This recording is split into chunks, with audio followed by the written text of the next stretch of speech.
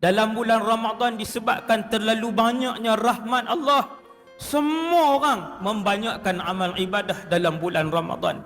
Terlalu banyaknya pengampunan Allah, terlalu merata-ratanya rahmat Allah Subhanahu wa taala.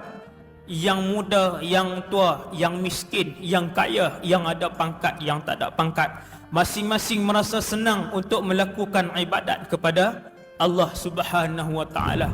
Akan tetapi para ulama berpesan, jadilah kalian selepas berakhirnya Ramadan rabbaniyan, iaitulah seorang hamba yang menyembah Allah Subhanahu wa taala, yang bukan menyembah Ramadan. Fa innallaha hayyun la yamut, kerana sesungguhnya Allah itu maha hidup dan tidak akan mati selama-lamanya.